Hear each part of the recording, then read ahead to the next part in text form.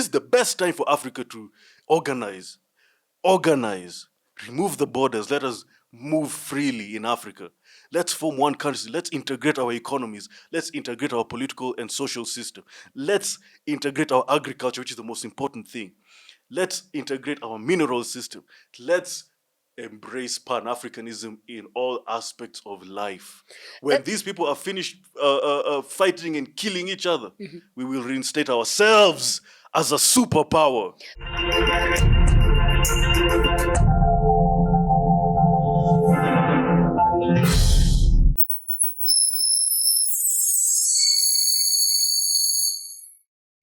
Hey there and welcome to Fanya Mambo Africa. This has been a great week, a very active week in terms of people testing their abilities, nations that have the power.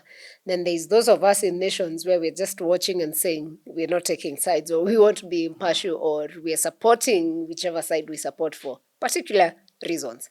Now, of course, we all understand this is about Iran, US, Israel, and I don't know, US is calling it an invasion, not war, but there are others who are saying it's a war.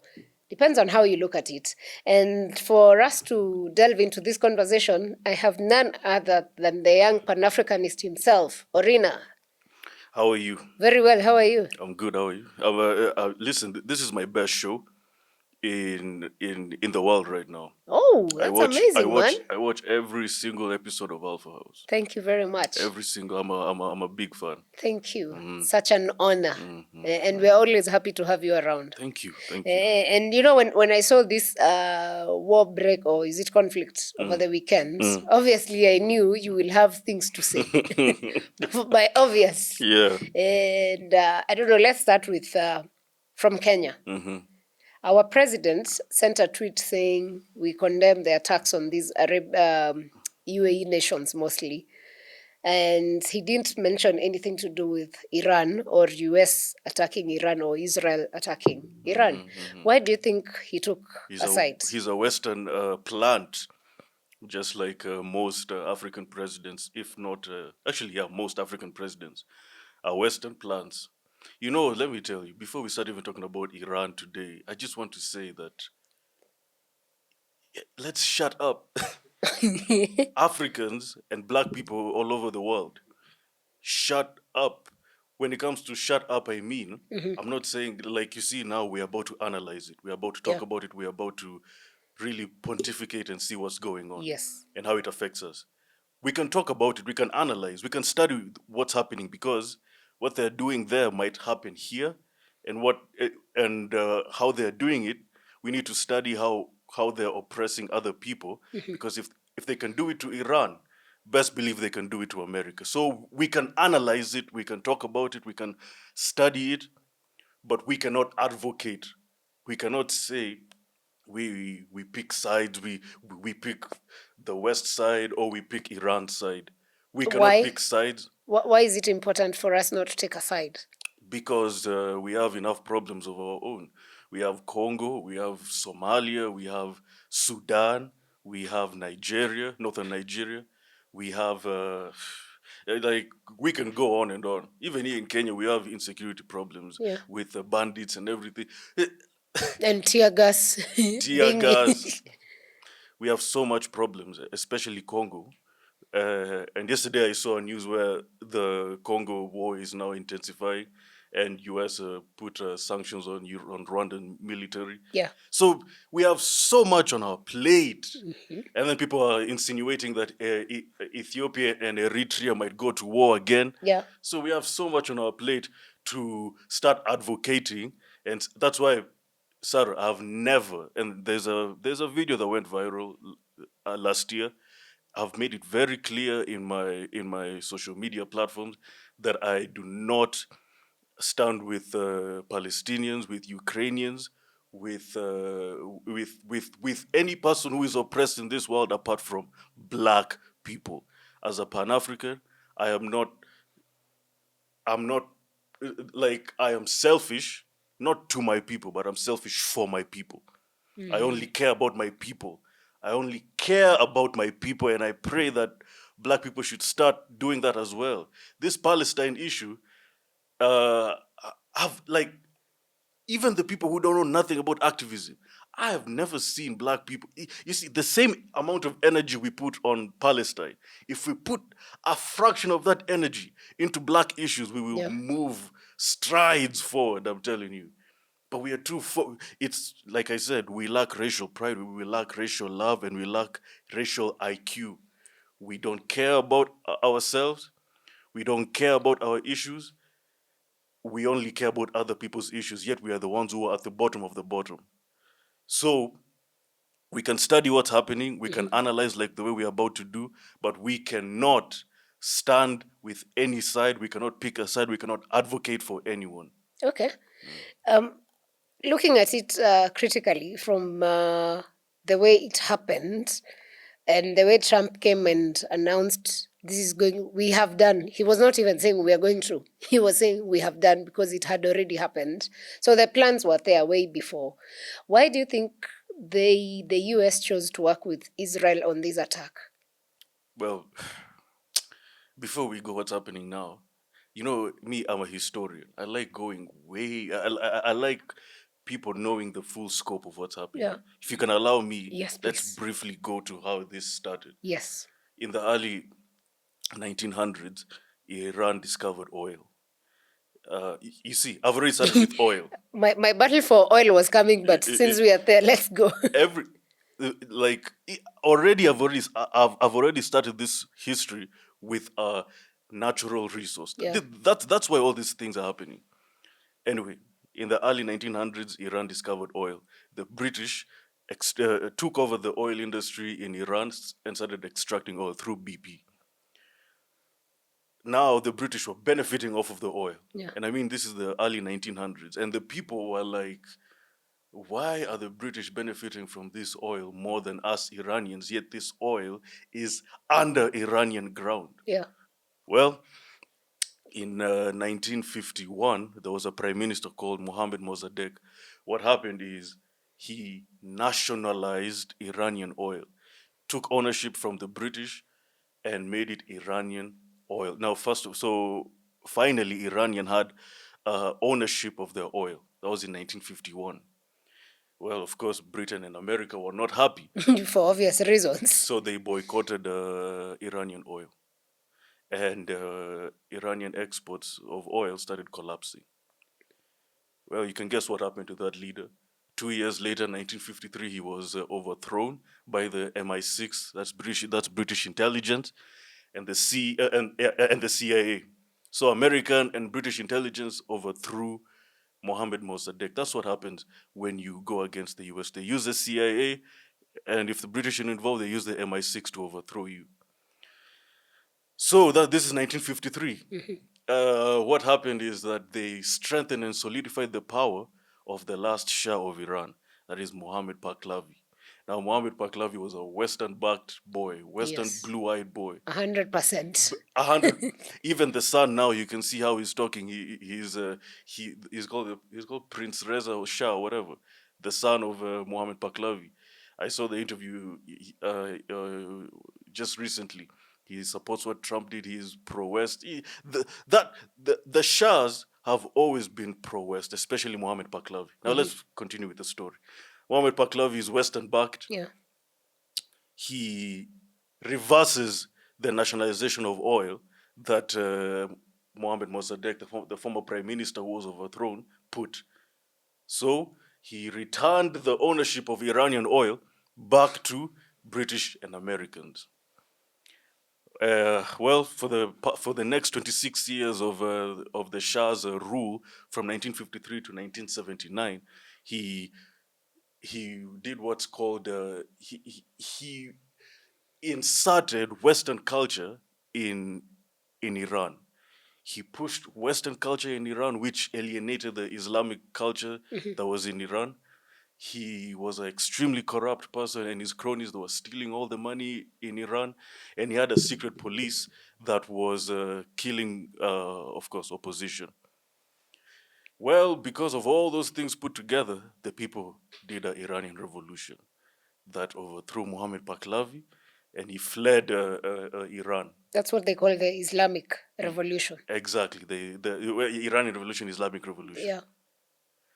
So, what happens? Ayatollah Ruhollah Khomeini takes over. Ayatollah Ruhollah Khomeini is a revolutionary, anti-West, anti-imperialist. Yeah. He is the total opposite of Mohammed Pahlavi. Yeah. Now, there's something interesting that happened. There were students who are pro Ayatollah. Okay.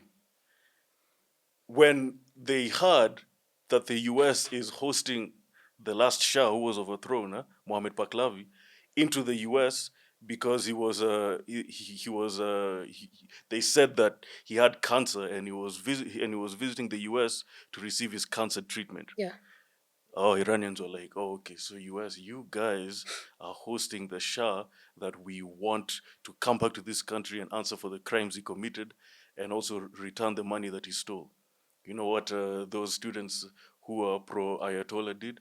They went to the US embassy in Iran and they kidnapped the Americans who were there for 444 days. Oh, I didn't know that part. Yes, 444 days. There was a hostage situation. The Iranians kidnapped the Americans. There were about, if I'm not wrong, 50 to 60 hostages there. All American. That's more than 1 year. More than 1 year. For 444 days. Oh. There's an interview by 60 Minutes that was done in 1979. It's even on YouTube. You guys can go watch it. The journalist asks Ayatollah, why don't you want to release these hostages? Ayatollah Ruhollah said, we will release them until America returns Mohammed Pahlavi back to Iran because he fled. So he has to return back and answer for the crimes he committed, killing opposition when he was in charge. And also, he has to return all the money that he stole from Iran and because he used to steal money from Iran and stash it in the US. So the US was housing his criminal activities, his corruption so to activities. Say. Yeah. So that's so he said those are the conditions that we will put in order for us to release these American hostages. Give us Mohammed Pahlavi, we'll release the American hostages. That's how he was really revolutionary. Ayatollah Ruhollah Khomeini. However, the hostages were released. Now, before I go to the two hostages being released, now we're entering the 80s. Yeah. This is the most important point that I'll say in this interview. I know there are so many other important points. I'm going systematically. Yeah. What happened is Iraq, which is just sharing a border with Iran, started attacking Iran in the 80s. So there was the Iraq-Iran war. Guess who was the president at that time of Iraq in the 80s? Saddam Hussein. It is said, you can even Google. It's public. It's a public fact right now. Iraq, that was attacking Iran. Iraq was receiving help from the United States to weaken Ayatollah's country. I have seen that, but sometimes I'm like, is this conspiracy theories? It's not a conspiracy. The U.S. was backing and was helping secretly Iraq in the Iraq-Iran war. Now, so that they can weaken the Ayatollah's government. The U.S. will never forgive Iran for what they did in the Islamic Revolution or the Iranian Revolution. Yeah. They wanted payback for what they did to the Shah. The Shah was a blue-eyed Western boy. So it was bound to happen. It was bound it's to just happen. A time thing. Now look, this is Saddam Hussein now. Saddam Hussein was working in conjunction with the United States. The same United States that killed him. The same United States that destroyed him years later. But they say, there's a US president who said the US is basically focused on interests. It's interest. There's never friendship. It's interest. Interests purely. That's it. So this is business. This is total business. So now, and this is a lesson I want to tell to all African presidents who are Western blue-eyed boys. Please do not accept to be used by the West. They will dump you the way they dumped Saddam Hussein. They used Saddam Hussein to weaken the Ayatollah's government in Iran, in the Iraq-Iran war. Yeah. Later, what happened? They destroyed him. Yeah. That's what happens. They use you, then they dump you. Anyway, the hostages were released. Fast forward, so the hostage situation was mediated by Algeria, and also U.S. It is said that they were holding assets of Iran worth $8 billion. So the Ayatollah said, "Fine, release the hostages and unfreeze our assets." I think they wanted the money. If I'm just assuming, I think they wanted the money so that they can fund their war between Iraq and Iran. Anyway, later on, Ayatollah Ruhollah Khomeini passes away. I think out of a heart attack in 1989. Now Ayatollah Ali Khamenei takes over, the one who just who was killed the other day by the U.S. I think they must be very proud of that, the way they are speaking. Because even the interview that Trump, I think it was with, I think he was going on a flight or something, and he said, "I got him before he got me." Of course. Super excited about that. Like it was an honor for Trump. Well, that's what white supremacy is. They're brutal. And they're brutal, but they've always been brutal by nature. Even before we civilize them, they've always been brutal by nature. Anyway, we'll get to that. So we're at 1989. Ayatollah Khamenei comes in. Ruhollah Khomeini is dead. Ali Khamenei takes over. The US has always said that Iran is developing nuclear weapons. Yes. They've always been saying that you guys are breaking the NPT treaty. Yes. And you guys are secretly on your way to becoming a nuclear nation, a nuclear weaponry nation. Iran has always denied that, saying that we don't want to have nuclear weapons. We just are using the nuclear facilities for peaceful purposes. Yeah. Well, even Bush after 9/11, even Bush accused Iran of the same. Now, I want to take you back to 1970. I want to explain the NPT treaty. That's the the Nuclear Non-Proliferation Treaty. Yes. In 1970, world countries came together, they signed this treaty. People only look at one half of the treaty and they don't look at the other half of the treaty. The treaty has two halves. The first half states that countries without nuclear weapons will pledge that they never, ever, ever develop nuclear weapons. And we signed up for that. Oh, yeah, we did. Yeah. In fact, the people who are not signatories of the NPT treaty are Pakistan, Israel, and India. But I'll get to that. So now we are at the first half. The first half of the NPT treaty states that countries without nuclear weapons will never ever think about developing nuclear weapons. But the ones that now this is the half that nobody talks about. People don't talk about the second half of the NPT treaty because that's where the power lies in. Yeah. It states that the ones that have nuclear weapons will start disarming themselves off of those nuclear weapons. Yes. So that means UK, US, Russia, China, France, North Korea, who else has nuclear? Pakistan, India. Pin North Korea. No. Every person that has nuclear weapons begin disarming. Yes. Effective immediately, 1970. 70, yes. So they're saying that Iran has broken the NPT treaty by allegedly developing nuclear weapons. That's why Trump also said that we cannot allow Iran to become a nuclear weapon state. Yeah. Okay. So you are mad that Iran has broken the Nuclear Non-Proliferation Treaty by allegedly. So you know what? Let's assume that Iran has that Iran is on its way, and it's true that they're on its way, hypothetically, to develop nuclear weapons. Let's just believe for a second, I'm not saying that that's true, because I know people in the comments will start saying that But I'm saying it's true. my belief is it's Your, true. your belief it's Mine, true. yes. Okay.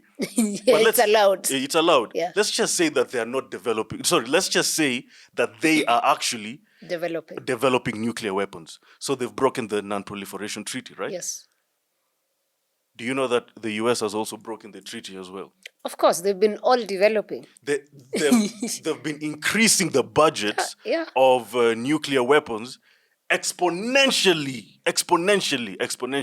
Every country that has nuclear weapons has increased their nuclear weaponry budget. In fact, on today, I mean, this just after this war started, the president of France, Emmanuel Macron, came out and said, we are going to increase our nuclear weaponry, and we're not going to be accountable or coming to confess how much we have. So already, that's against what was signed. Of course, everybody has broken. Everybody in this war, US, Iran, have broken the Non-Proliferation Treaty. So there's nothing that everybody here has broken the Nuclear Non-Proliferation Treaty. Yeah. And I'm underlining the word if, hypothetically, Iran is developing nuclear weapons. Yeah. So the US wants to police who has and who doesn't have nuclear weapons. That's what they want to do. Yeah. If you're our ally, we can allow you. If you're not our ally, we will never allow you to have nuclear weapons. That's why they are mad at Russia and China for having nuclear weapons, because you guys are not our allies. Yeah. But there's nothing we can do because you guys are a superpower. So we have to tiptoe before we come to you guys. This is about power. This is about power. Nobody cares about humanity. Nobody cares about the kids that are dying, the kids who are bombed. Nobody. These are power-hungry, ruthless, brutal people who just want power. US is a very selfish country. They just want to be the only ones to have nuclear weapons. Well, I'm here to tell Trump and all these people that even though you have nuclear, I like how Bob Marley said in a Redemption song. By the way, I'm a reggae fan. Reggae is my favorite music. He said, emancipate yourself from mental slavery. None but ourselves can free our minds.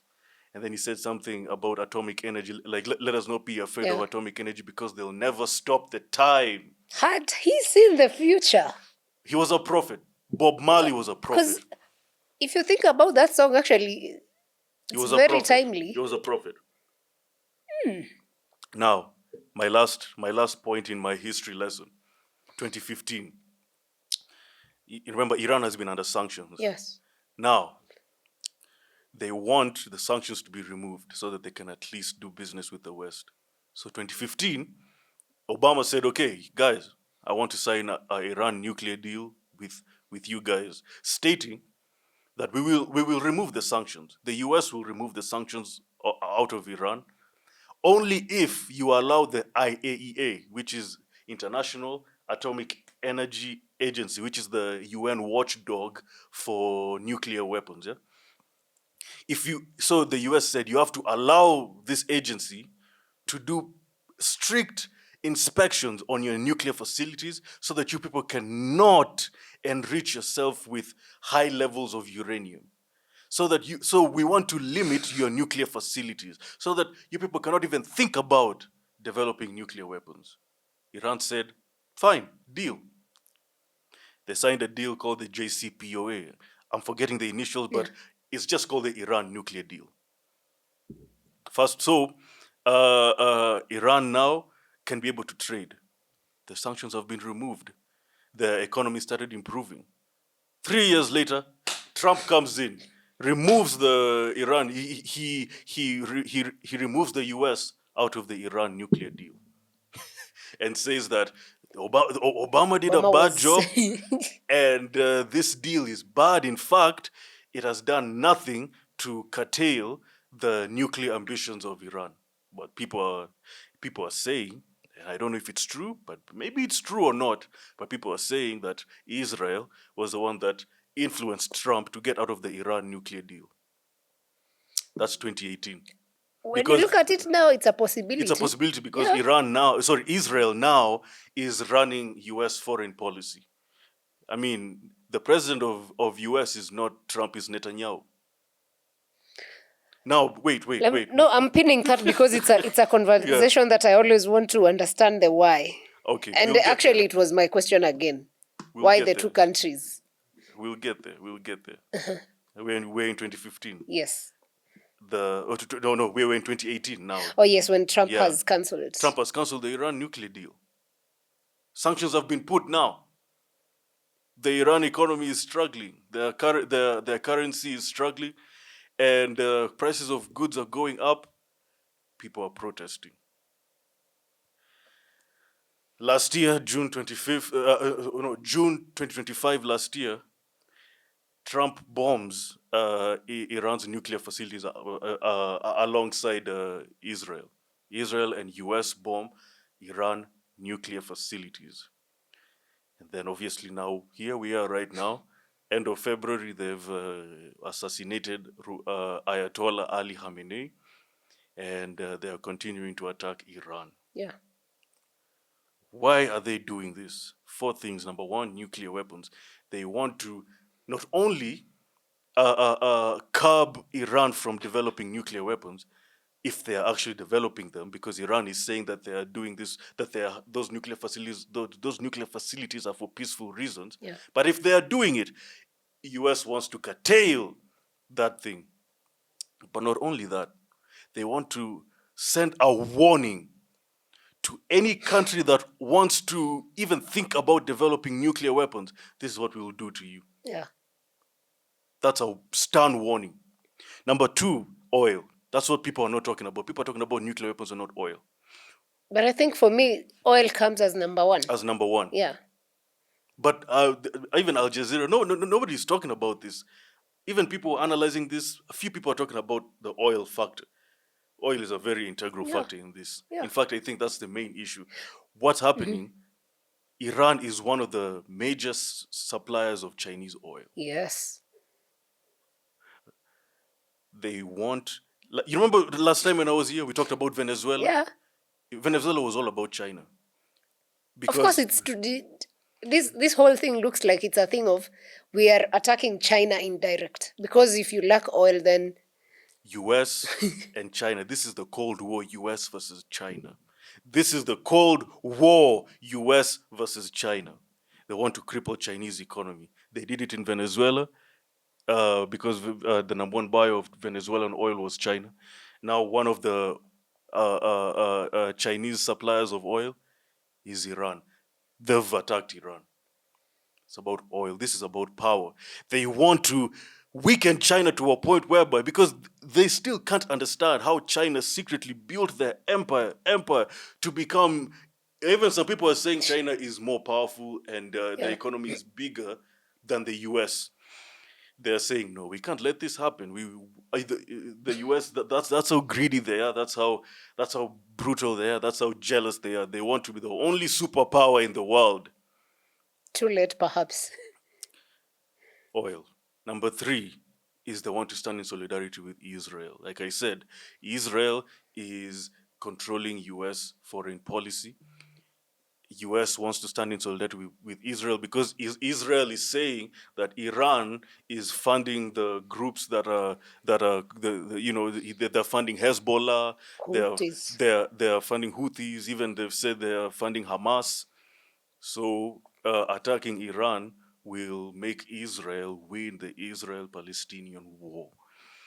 And then number four is, which is what the most important thing, they want to do one thing. They want to reassert and to remind people that this is what white supremacy is all about. We are still brutal. We are reminding all countries and we are reminding all races, including Africans, we don't care anymore about diplomacy, about international law, about we don't care about the UN. Trump has even we all know by now Trump doesn't give a shit about the UN. Yeah. This is about us having power over everyone. This is about, if there's one thing that white people respect, is money and power. That's why at the back of the dollar we have the pyramid that I on top, and then at the bottom it says, "In God we trust." At the back of the dollar, it says, in God we trust. That God is not the God we pray to every Friday, Saturday, or Sunday, depending on which religion you belong to. That God is money. That's what's happening now. 4 aspects. Very interesting analysis you have. What? That's what.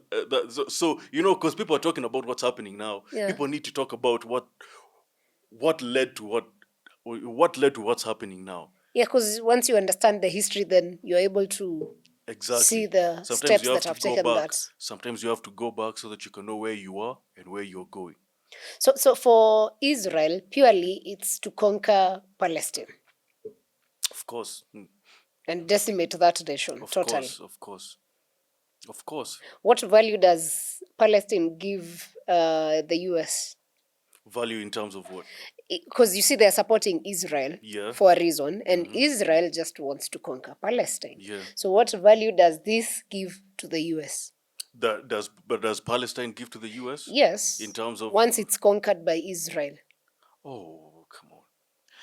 And okay. People are saying that the reason why Israel is controlling foreign policy of the US links with what's happening with Epstein. Well, I really don't know if that's true, but I'm just saying what people are saying. People are saying that Epstein was a Mossad agent, which is actually now beginning to be a fact. People are saying that Epstein was a Mossad agent, and those underage girls and all those illegal activities that was happening in Epstein Island contains information about very rich and powerful people in this world. So maybe Israel is blackmailing US powerful people by saying, if you go against us, we will release information about Bill Clinton, about Bill Gates, about Trump, about people that if you see the list, the real list, forget the list that you're seeing now, maybe the one that now is true. Actually, but it's the most same of it is names true. that have been Yeah, released. but I'm sure that there are names if you that if Israel releases the information that will really embarrass many U.S. powerful people, you'll be shocked. And I believe that Epstein is not the only billionaire who was trafficking underage girls at that time. There are many people who are still doing it till this day. That's true. That's sadly true. So, and I believe that most of them are working with Israel, and they're working with Mossad. Okay. So people are saying that that's what's happening. Because there's no way Venezuela, Maduro can be plucked out of Venezuela, and Russia does absolutely nothing. And then now, there's no way, Iran has been a close confidant of Russia. Yeah. There's no way Iran can be attacked right now and Russia says nothing. No, but President Putin spoke. But what is he doing? At the moment, I feel like Russia would not want to get in. These guys have been at war for 3 years. Obviously, when you've been at war for 3 years, you're strained. Well, maybe that's another factor. So I possibly think they're not. I don't think they would want to engage in another one Trump again, which involves the US. Okay, you might be right, but I'm saying something is wrong. You know why? You know why I'm saying that? They would have come out strongly, and they could have done something. Russia could have done something by now. And but let me throw a spanner in the works. Okay. Why hasn't China done something which is actually directly affected the oil? That's also a good point. Because you don't tell me Xi Jinping just decided vibes.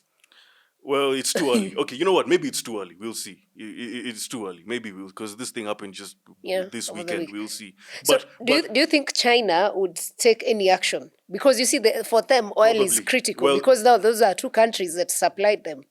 So is there a possibility That's of why I'm saying him? If China gets in, China or Russia, or both of them, if they get in this war, then now we are resuming World War III. But if they don't get in, I don't see a World War III happening. But something is telling me, forget about China first, something is telling me that there's something that Putin and Trump talked about in that Alaska meeting that is informing what's happening right now. I'm just leaving it at that. You leave it at that. Something okay, is happening. it's a watch and wait. Something is happening because Russia and Iran have been close.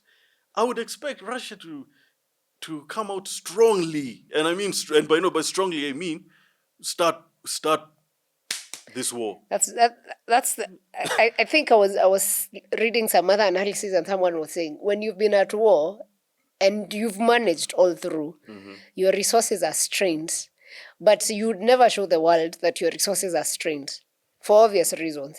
So you'd never want to engage in another war which would make it worse for you. So probably maybe that's the reason, but I don't know. Probably. It's also but it's a hypothesis again. There's something going on, Sarah. Okay, I don't dispute. Because anything is possible. Let me tell you something. White supremacy are never enemies, and that's one thing that's what black people need to understand. I mean, the Irish have a problem with the English, right? Yeah. Different white communities are beefing with each other. They're always beefing with each other. But when it comes to their survival, when it comes to them solidifying their power as white supremacy, I'm telling you, they'll come together. That's when they unite. They'll come together. Fast. So I'm not saying that's what's happening with US and Russia. Yeah. But I'm saying I won't be surprised if US is working secretly with Russia. Okay. we may never know, maybe we will know. But in all this, and we've seen people or even some countries call out Iran, do you believe Iran has a right to fight back? Of course, fight back. This is they're fighting for their sovereignty. I mean, their Ayatollah has just died. You expect them to just allow it to happen? They're strong people, by the way. That's why they're bombing the Arabian countries, the neighboring Arabian countries that are allies to the West. They're bombing even their energy points. They're bombing the American military bases there. You know why they're doing this? So that they can put pressure on the US to stop bombing them. So, for example, they're bombing UAE. Yeah. By bombing UAE, they are trying to tell UAE indirectly, we will bomb you until you, UAE, pressures the US to stop bombing us. Okay. So it's military strategy. I'm telling you, Iran is not something that you can just pass around. Iran is tough. I think... But you know what I want? Do you think Trump thought this would go on for the fights gone so far? Or is it a surprise for him? Probably it is. Iran is tough. Before Iran goes down, they'll go down swinging. But now look, and this is what I want, African leaders, because this is an African show, this is a Pan-African show. Yeah. I'm a stout Pan-African. Please, African leaders, don't stand in solidarity with one side. Be very neutral. In fact, don't even mention anything. Don't even endorse anything. Don't advocate for anything. I don't want to see Africans going to the streets, wakibeba matawi, free Iran, free Palestine, free, the way they did with Palestine, the way they did with Maduro, the way they did with they were holding a church mass for Charlie Kirk.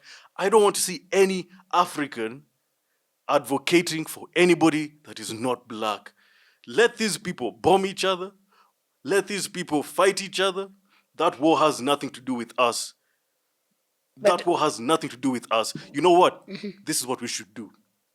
And these African leaders, if they love Africa, because most of them are a bunch of stupid, ignorant people who are just a bunch of thieves and just a bunch of puppets. But for the first time in their lives, at least they leave this world doing one thing that is right. And they come together. This is the best time for Africa to organize, remove the borders. Let us move freely in Africa. Let's form one country. Let's integrate our economies. Let's integrate our political and social system. Let's integrate our agriculture, which is the most important thing. Let's integrate our mineral system. Let's embrace Pan-Africanism in all aspects of life. When these people are finished fighting and killing each other, we will reinstate ourselves as a superpower. But do you think we are taking lessons? Because you see, this war is happening and people, the world, the top countries are taking sides on each other. Do you feel as Africa we're taking lessons on what it is that we can do as one united continent? We're not. Because at the moment, the president of Kenya might take that side. The president of South Africa. That is why in this election and in other elections that are about to happen in Africa, we need to put a leader who we know cannot be swayed by the Western powers.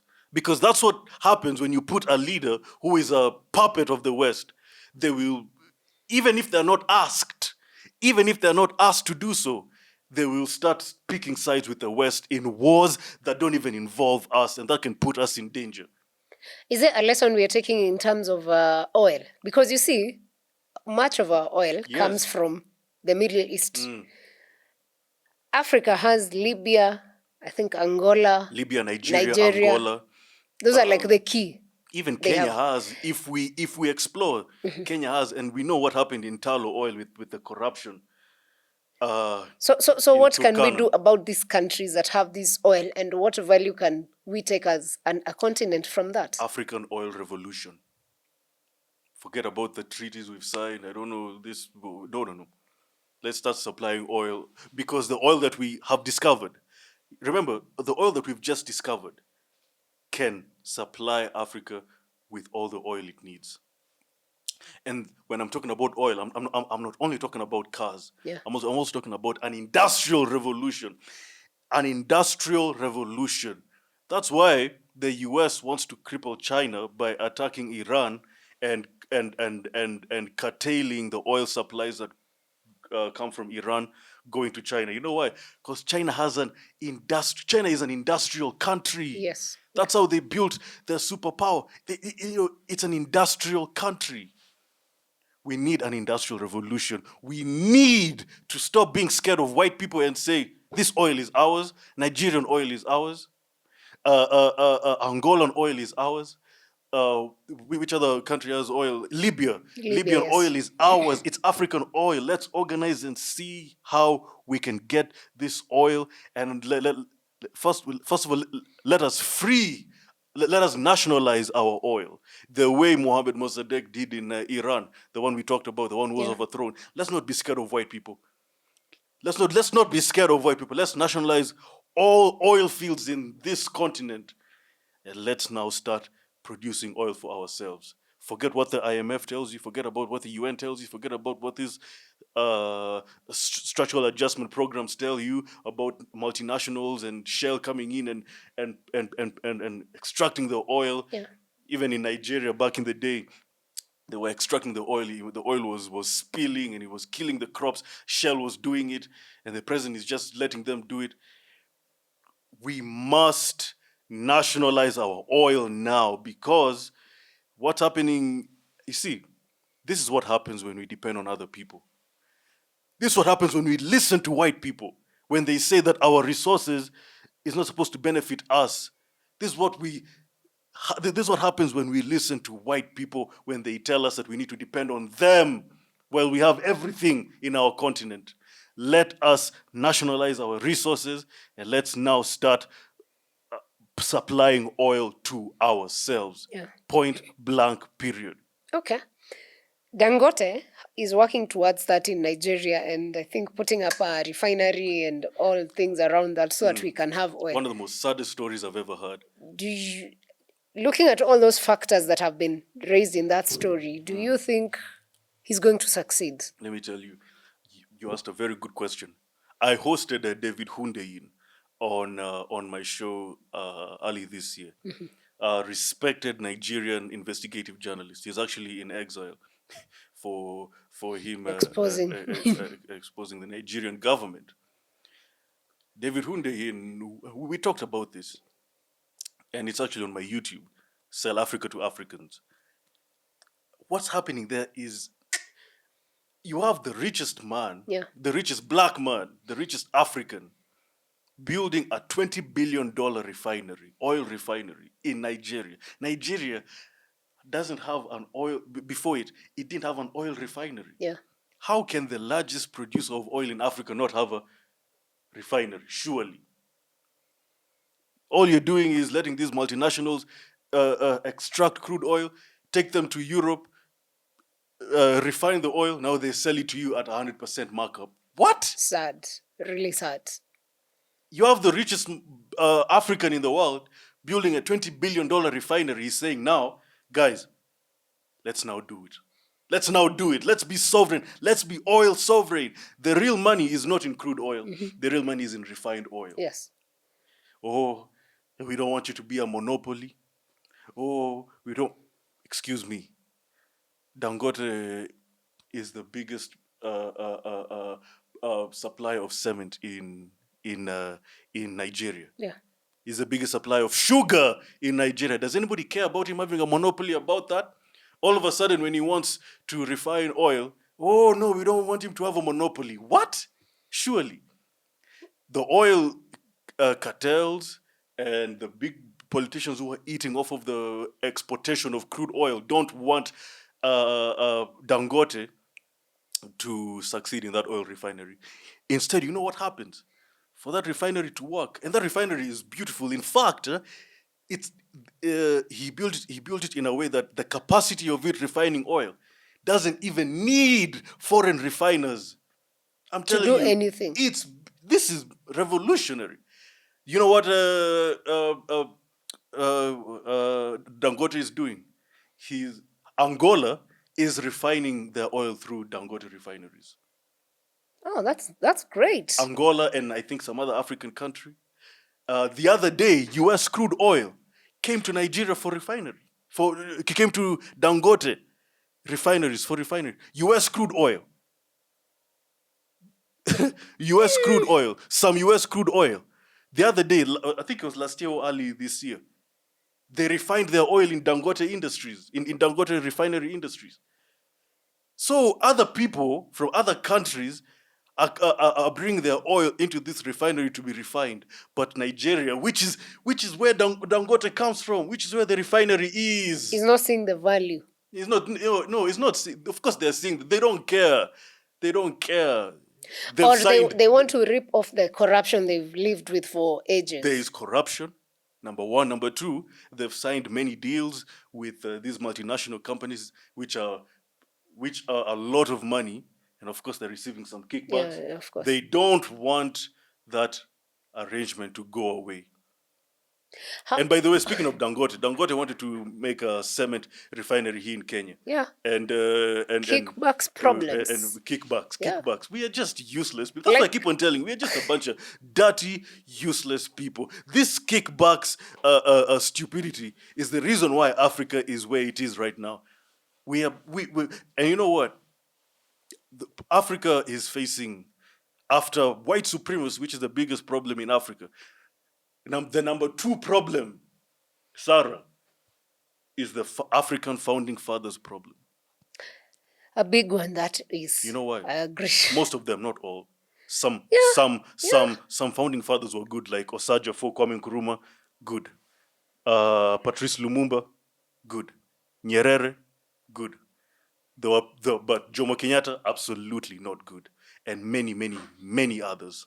In fact, most of African founding fathers were just a bunch of useless, corrupt Western puppets. Yeah.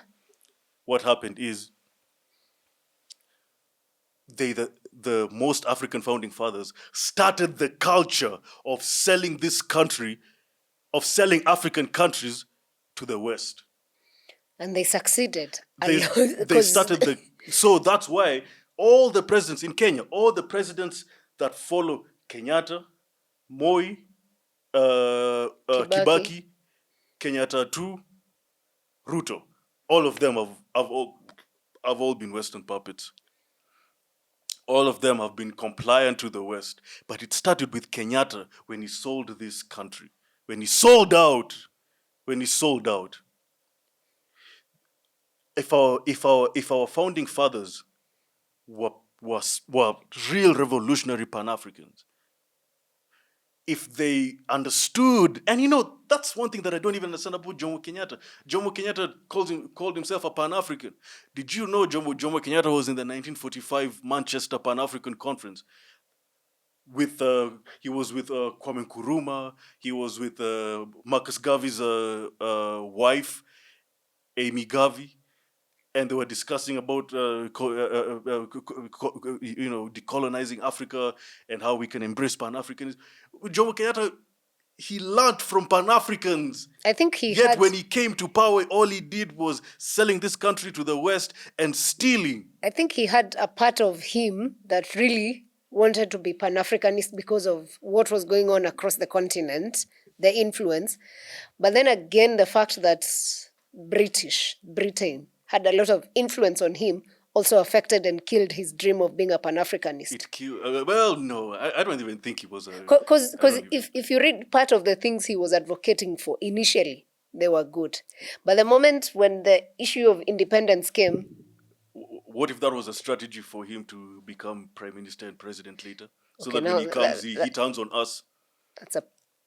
that's something that men tell no tales. Another founding fathers problem, they started the foundation of selling. So number one, they started the foundation of selling us to the West. Number two, they started the foundation of corruption. Hey, that corruption.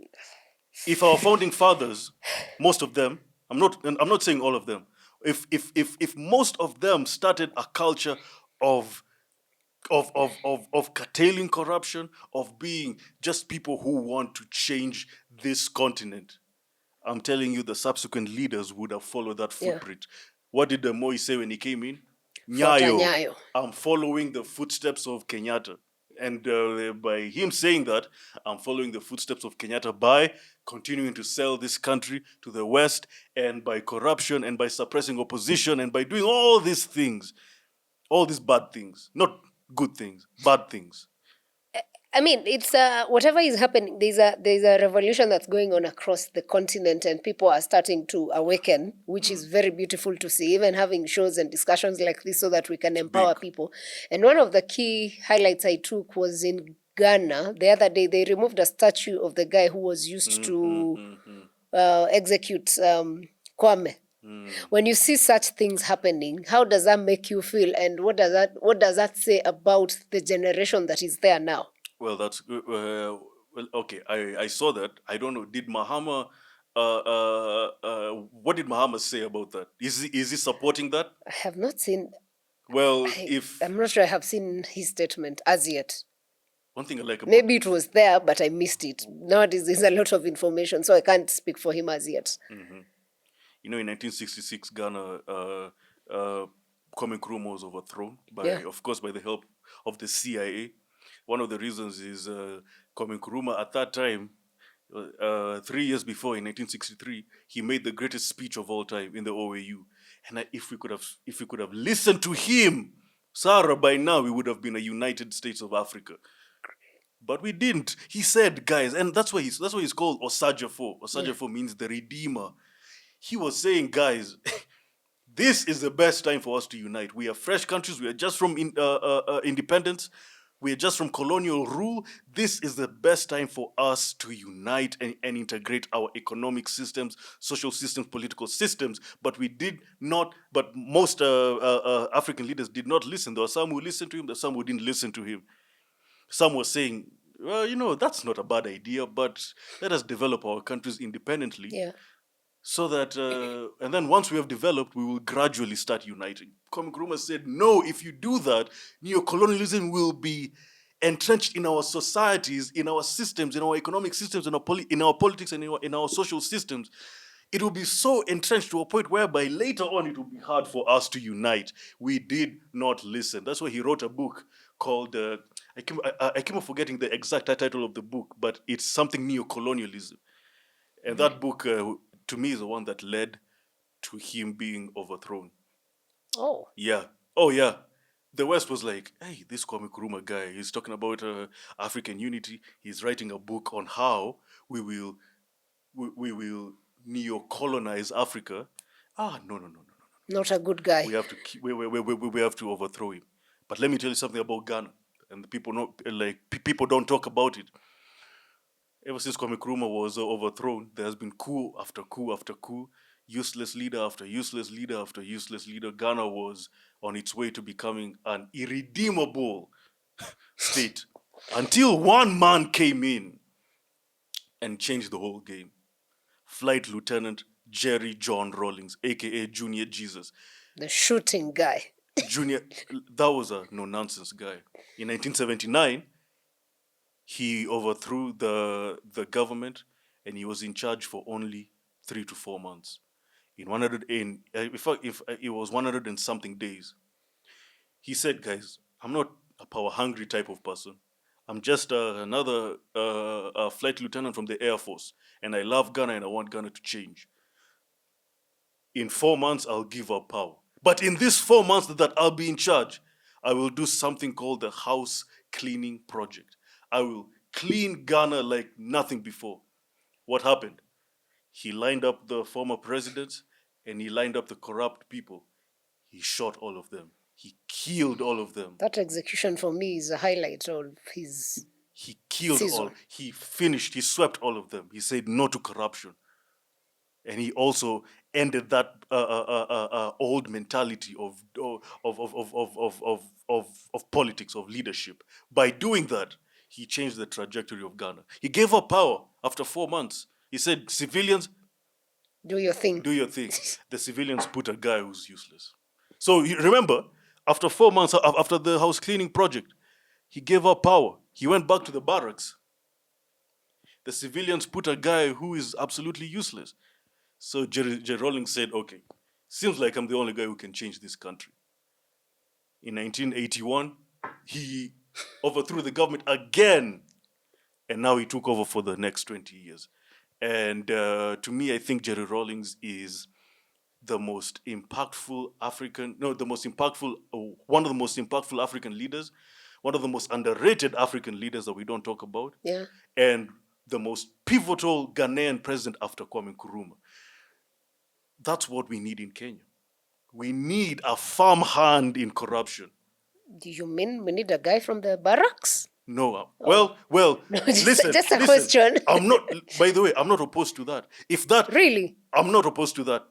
If that person, the problem with military coups is that it can go either way. Yeah, yeah. It can go bad, like the way other countries, many countries in Africa have, or it can go the good way. You can get a military leader who is willing to change this country by force positively, like Jerry Rawlings, like Sankara, Yeah. like now Traore, Chiani, Goita. You see, so a coup can go either way.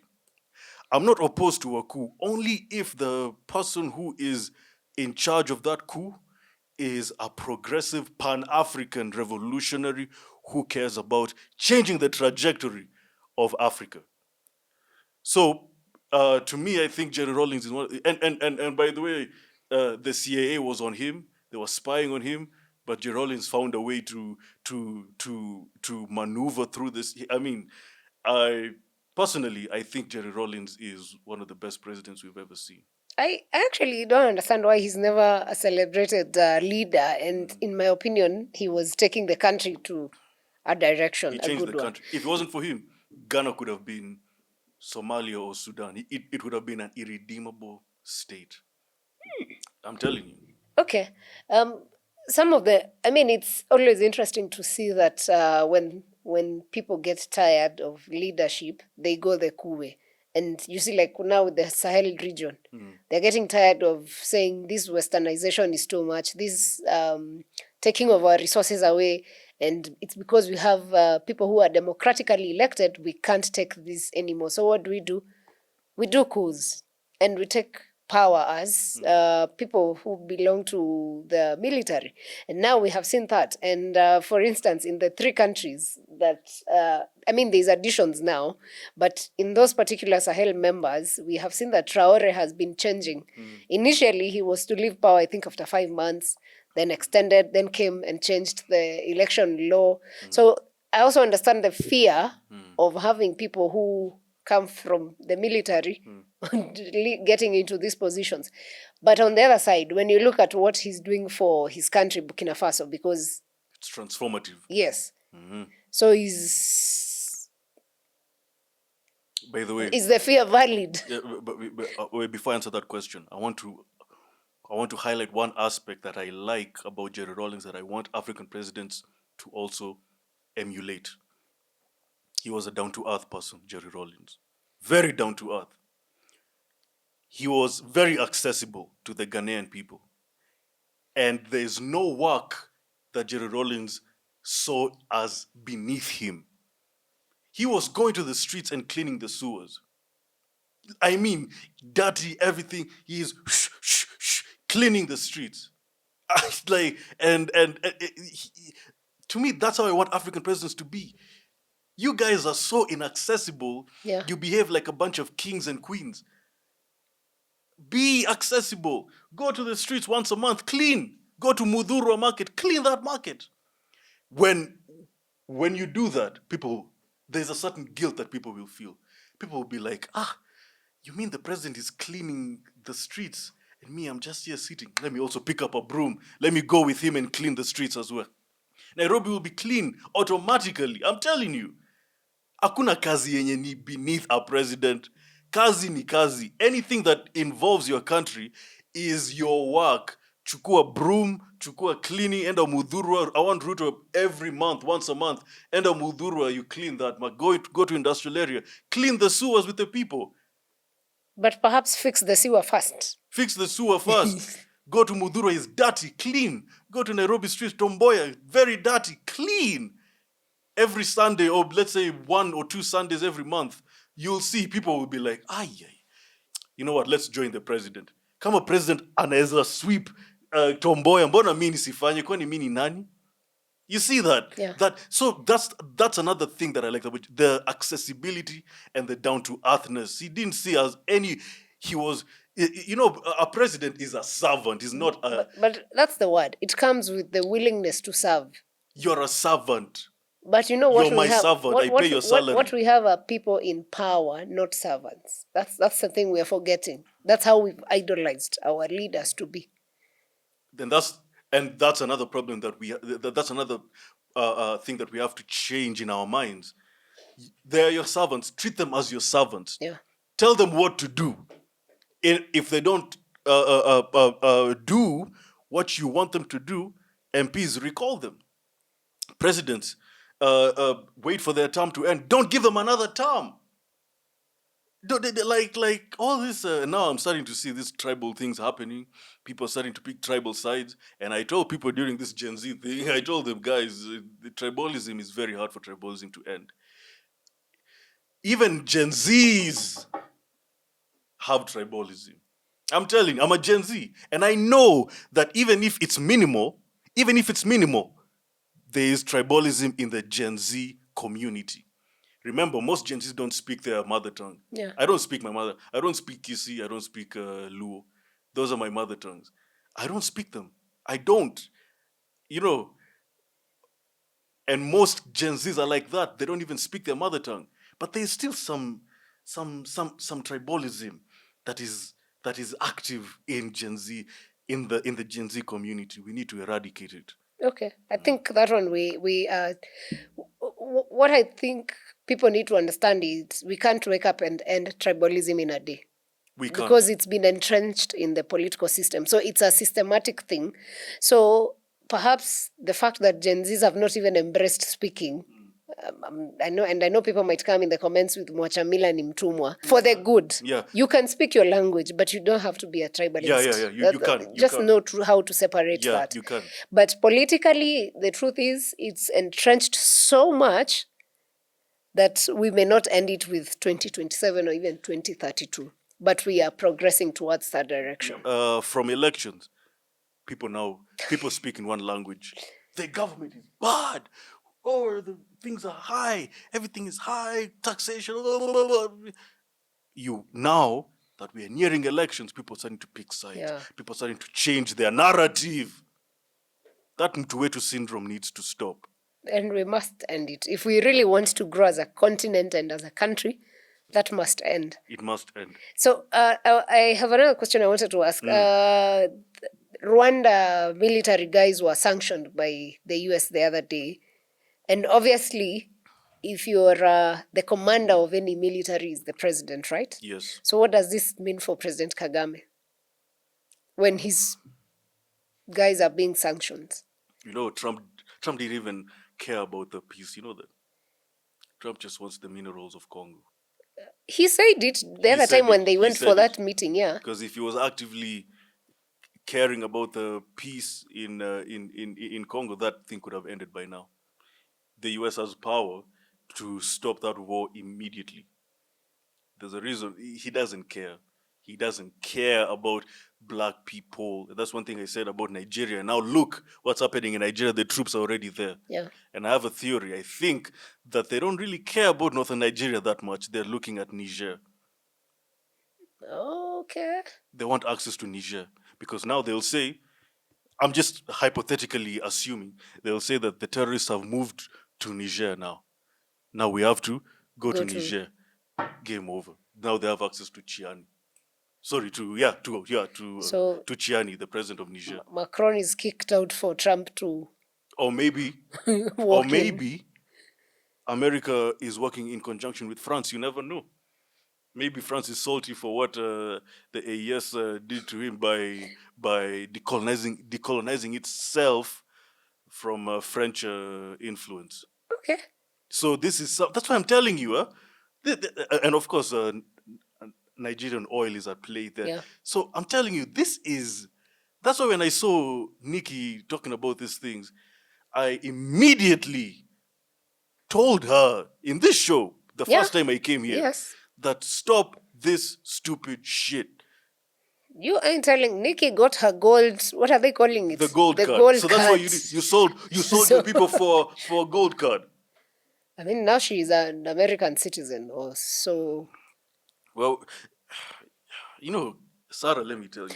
Maybe she's now Americanized and now works with interests at the end of the day. As America, America works for their interests. Nicki Minaj at this point? Let me tell you something. We as black people all over the world, we need to do one thing that is very revolutionary.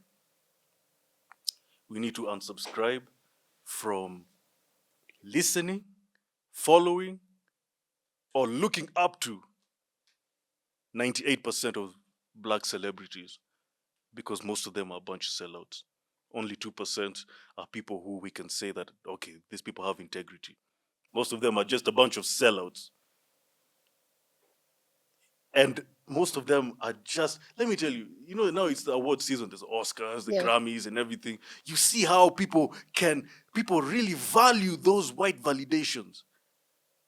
That I'm not a good actor if I don't get an Oscar. I'm not a good singer if I don't get a Grammy. Or if I don't get a whatever. Yeah, I'm nothing if I don't get white validation. Are those people who you want to follow? People who have no sense of racial pride, that they will do anything to get that gold statue for white validation. That's why I'm saying we have low racial love, low racial IQ. We need to do a black celebrity revolution and saying that you people, most of you guys are useless. We are not listening. We're not watching. We're not supporting anything you guys put out until you fall in line, until you grow your backbone back, and until you start standing in solidarity with us. They are very, very hell-bent to talk about free Palestine. They're very hell-bent to talk about free Ukraine, but they will never say free black people. Black people in America are missing at a very, very, very high rate.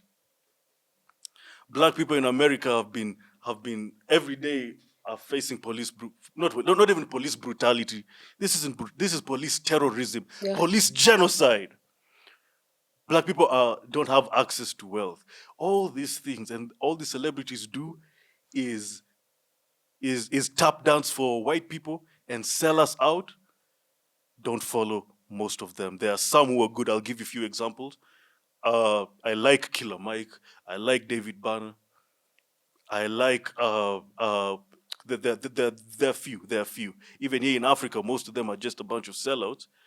But there are few people who are doing. Just ask yourself one thing: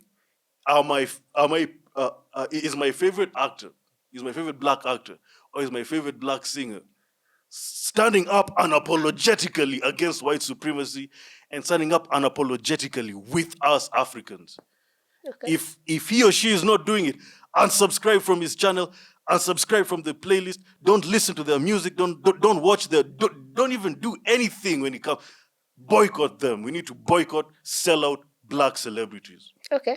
We're called sellouts. That's very important. Now, as we come to the end of our conversation, you've not answered me what Which you one? think Kagame, now that his generals Mm. are being sanctioned, what next? I guess we'll have to see. I guess we'll have to see. That's something I didn't anticipate, Okay. because I've always known Rwanda to be working with the West to funnel coltan from Congo That through the goes out. M23 that goes out. But now, I guess we'll have to see. Okay. That's very interesting.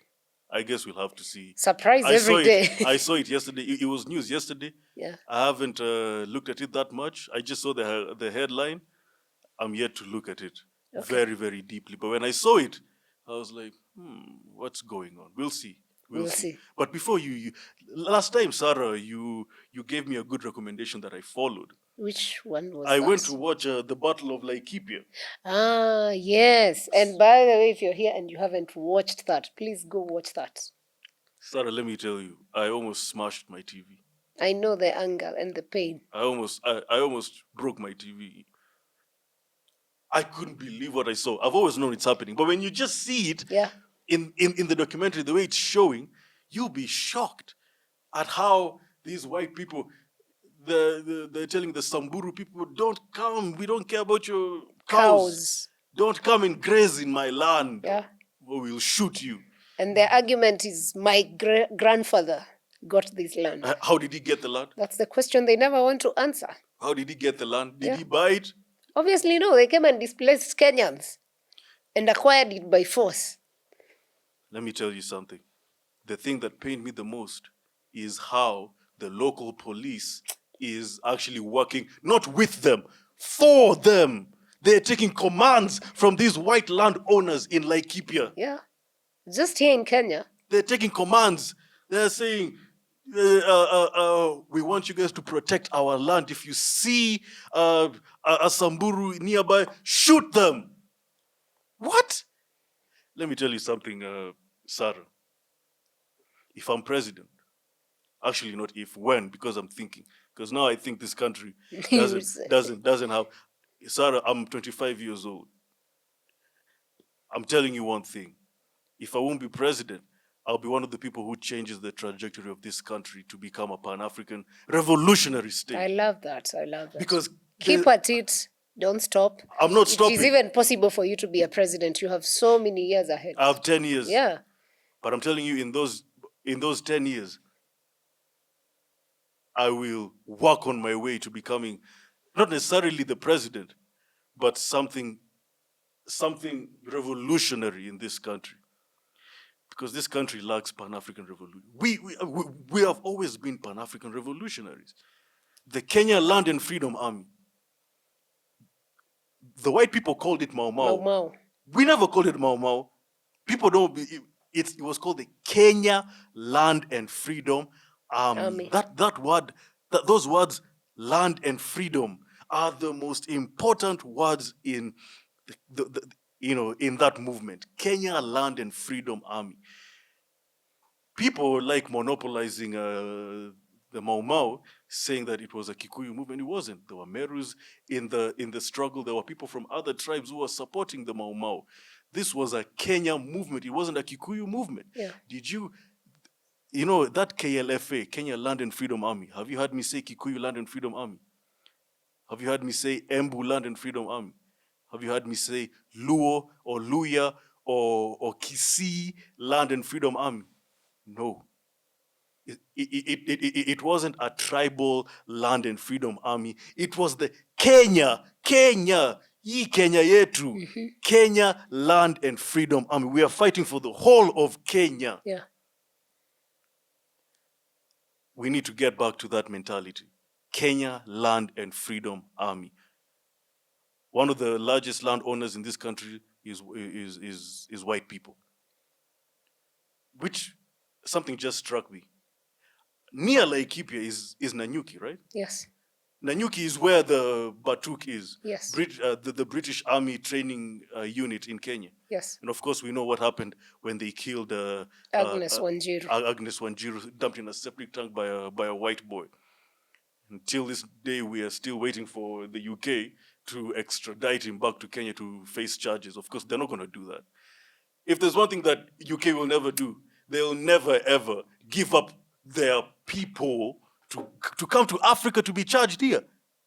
Are you crazy?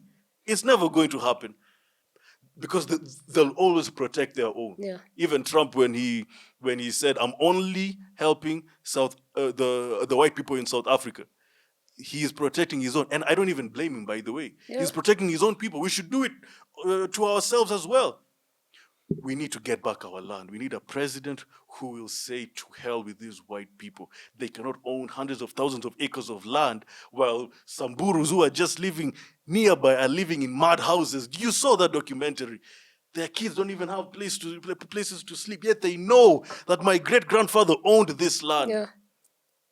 Are we really free if white people are still holding the land that they stole during colonial times? We need to take back that land. Mugabe did it. We saw what happened to him. Sanctions happened.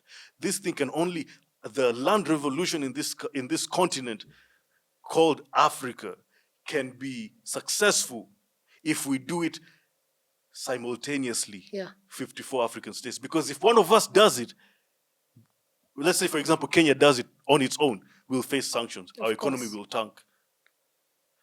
And these African countries will be told, don't dare even help Kenya, the way they told other African countries to not help Zimbabwe when Mugabe did it. Because if you help Kenya, you'll see what we'll do to you. Yeah. So we need, but you know what? I'm sick and tired of being scared of white people. The more we get scared of white people, the more we will never, ever, ever grow as an African continent. We need to revolutionize this continent. We need to take back our land. People are talking about affordable housing. You know, this affordable housing thing can be solved if we take care of the land issue.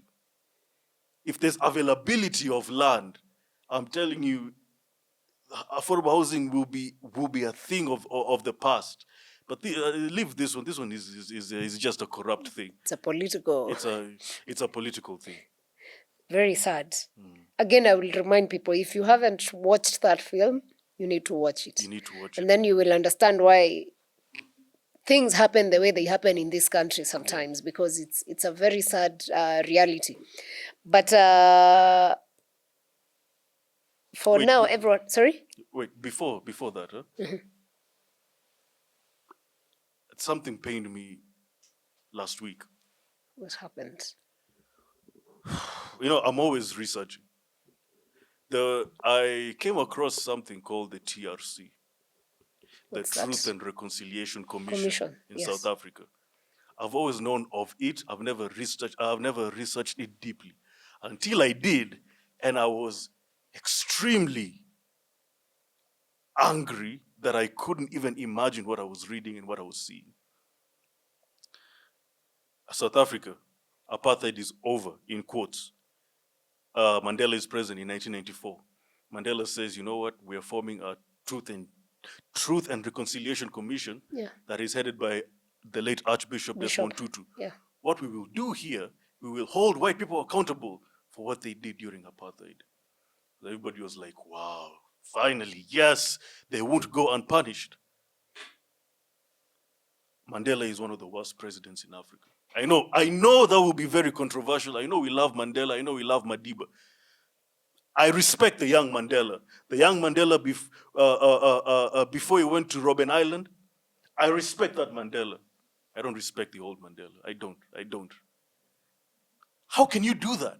What happened in this TRC will cement Mandela, to me, in my list of one of the worst African presidents ever. Why? In this Truth and Reconciliation Commission, they were giving amnesty to white people who committed crimes during apartheid. They were saying, so long as you come and confess on what you've done, you'll get a free card. I was like, what the hell are you talking about? You mean to tell me? So this is what was happening. White people were coming and they were saying, I was a police officer I killed 19 children in Soweto. Archbishop, please forgive me. You are forgiven. Next, I raped this amount of black women, and this is how I did it. They were even describing how they were doing it. The graphic way of how they were describing everything that they were doing to us during apartheid. And all they were doing, and what the commission was doing, they were giving them a free card. I have never seen Sarah, I've never seen something like that. At a time where South Africa could have been jailing these white people for what they did during apartheid, you are giving them a free card? Mandela is one of the worst presidents that has ever graced Africa. The young Mandela I respect, that was a revolutionary Mandela. But the old one, you know what? No oppressed people have ever forgiven and forgotten what their oppressor did. The Jews have never forgotten what the Nazis did. Yeah. In fact, the neo-Nazis, till this day, the Jews are cursing them. And some of them are even looking for them so they can even kill the neo-Nazis. That's how much they've never forgotten what Hitler and Nazi Germany did to them. And theirs was a fraction, the Holocaust was a fraction of what black people have gone through for the past 400 to 500 years. Really sad. We should never forgive these white people for what they've done. We should never forget what they did. We should never, ever. You don't do that. At a time where we should be talking about reparations and all these things, you're forgiving them? Mandela was a disappointment. I understand your feelings. But I think by the time Mandela and the team were doing this, I kind of feel like they were in a space of confusion first, because this is the person who was oppressing you. So you're not sure what to do about. I'm not even justifying his actions, by the way, because even me, some of those stories I heard of TRC, I was a bit... I was vexed. I couldn't believe it. It was painful. And to this date, and you see, this is repeated across. It's not just a South African thing. Even here in Kenya. What happened after the 207? Nothing, no accountability. So you see, we have... Founding Fathers problem. Remember, it's all about Founding Fathers problem. Yeah, so probably that's where the main problem for Africa is. If your Founding Father didn't have dignity, didn't care about accountability, was a corrupt and was a Western puppet, the people, the African presidents who will follow you will follow your footsteps. And it's sad to see, because even when Mugabe was making that decision, everyone else stood up and said, no, we can't relate with that. But you see, Mugabe was fighting for his people. In Kenya, when the Mzungu, quote unquote, left because they did not leave, what happened? Willing buyer, willing seller of the land. But that is land that those Kenyans owned, but they couldn't afford. So now you're being told, go to this direction, and you're being told by your fellow Kenyan. So this inequalities and distribution, I think they learned how to be corrupt, and then now came and doubled it. And now, as we go, leaders are making it triple, quadruple, multiplication effect. What was one of the first loans that Kenya borrowed? We borrowed it from the British government. When we got independence, when Kenyatta was president, the British said, you know what, we're not giving you this land for free. You'll have to buy it from us. Kenya said, we don't have money. Yeah. We are starting our country. I said, fine, no problem. We'll give you a loan. So the British gave us, that was one of the first loans Kenya, if not the first, but I think one of the first loans Kenya borrowed was from the British government. To buy our own land. To buy our own land. Imagine. It's like, how can you buy your own things from a thief who has stolen from you? And they've mastered, because nowadays they buy things that never exist. People in power. You see that? Founding Fathers problem. That's why, that's what the Gen Z problem was trying to address. Since this country began, we have had leaders who have never cared about the people, who have been following a bad political culture. Remember the Gen Z was saying, politics yetu ni tabia mbaya. Hii tabia mbaya ilianza na Jomo Kenyatta. Jomo Kenyatta is the worst president that has ever existed in Kenya. People talk about Moi. Moi could have been nothing without Kenyatta. Yeah. Kenyatta is the worst president. You know why? He is the one who started the problem of corruption, of selling this country to Western powers. and of stealing land and of suppressing opposition. Wow. We must change the political culture. That's what Gen Zs are trying to do. Gen Zs are trying to stop this. Stop it. Just stop. All you old people, go. Let us take over. But if we are taking over, I also want to warn my fellow Gen Zs. Because I remember when I was in school, and this is my final point. When I was in high school, I remember our teacher was talking to us about, that was when Kenyatta was president. I told you I'm young. In form, I was in 2018. I was in Form 4. I was done with campus. Imagine. I remember our teacher was telling us, hey, all these people, you see how they're stealing our money? You see how these Kenya politicians, we were talking about corruption in Kenya. And I remember the person sitting next to me, he was saying, "Ai, hata mimi nikifika hapo nitaiba." And I was like, oh, okay. I've never forgotten that. Even our teacher was saying, hata mimi nikifika hapo nitaiba. And I was like, okay. Oh. What a country. That's what I keep on telling. It's a vicious cycle. Even these Gen Zs and these young people, Sifuna, Babu, all these young people, all these young leaders that young people and Gen Zs are very excited of. If they get, let's say Sifuna is president now, people will say Sifuna must go. Gen Zs will be in the streets. Well, if it doesn't work for the people. No, I mean, if he comes and works, he doesn't have no reason. Any African leader who doesn't have a plan to make Africa IMF free, to free African economy from the IMF and World Bank, is a leader who will be at a constant, like Sifuna. Do you see him having a plan about the IMF, about the World, how he can run the African economy without the IMF and without the World Bank? I am looking forward to sit down with him and ask him those questions. Ask him. And also, ask him for me, he hasn't even announced he wants to be president as yet. Okay, we're just assuming. Yeah. Any African leader who doesn't have a plan to make the African economy free off of the IMF and the World Bank is an African leader who is useless, and is an African leader who is not serious to make Africa a free continent. And should never be a president in the first place. Should never. Wow. The IMF is the reason why we went to the streets. Yeah, it was part of it. They're the ones who wrote that finance bill. Sad, but the realities of Africa, and it's always interesting to have Orina with us to discuss and look at these things. I hope you learned a thing or two, especially those of you who may not have been following what happens across the continent, the world generally, and how those things affect you. This is the place you need to be to get more of this oftentimes, and to educate and emancipate ourselves as a people. So, Orina, thank you so much for coming through. That Bob Marley song. We will sing. I will play it. But your final word in 30 seconds as I look for it, because I may forget the lyrics. How long will they kill our prophets as while we stand around and look? Emancipate yourself from mental slavery. None but ourselves can free our minds. Big up Bob Marley. Big up Jamaica. Big up Marcus Garvey. Big up Peter Tosh, Bunny Wailer. Big up Duane Stevenson. Big up Alpha Blonde. Big up Lucky Dube. I love reggae. I love that. That's enough playlist for our Spotify. Thank you so much for coming through.